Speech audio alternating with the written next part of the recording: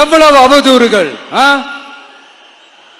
இந்த கரூர் விஷயத்தை பத்தி ஊருக்கே தெரியும். ஆனா போடு, விஜய் மேல பழிய போடு.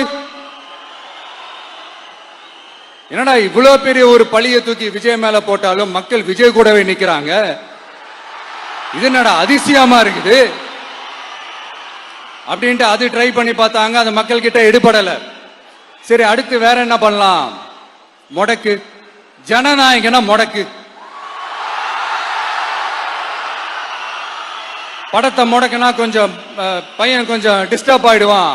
அதனால படத்தை முடக்கி. இது யாரு முடக்கினாங்கன்றது உங்களுக்கே தெரியும். அது நான் சொல்ல வேண்டிய அவசியம் உங்களுக்கு இல்ல.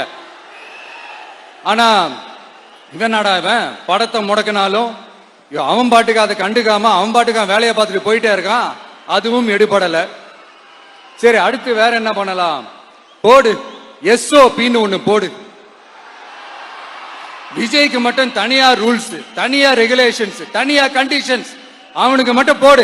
மத்த கட்சிகள்லாம் விடு, விஜய்க்கு மட்டும் தனி கண்டிஷன்ஸ் போடு. அவன் வெளியவே வரக்கூடாது, மக்களை சந்திக்கவே கூடாது.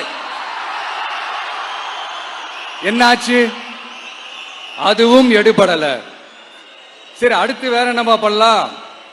நம்மளை சுத்தி இருக்கிறவங்கள வச்சு, அதாவது இத்தனை வருஷமா வெயிட் பண்ணி இப்போ எலெக்ஷனுக்கு 30 நாளைக்கு முன்னாடி கரெக்டா அந்த டைம் பார்த்து ஒரு அவதூறு பரப்ப வேண்டியது. அது என்னன்னு உங்களுக்கே தெரியும்.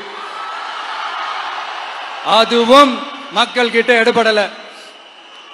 அது மாதிரி எத்தனை சோதனைகள், எத்தனை வேதனைகள் நீங்க கொடுத்தாலும் இந்த திமுகனாலேயோ இல்ல இந்த பாஜகனாலேயோ இல்ல இந்த மற்றும் பலர்னாலேயோ இல்ல எந்த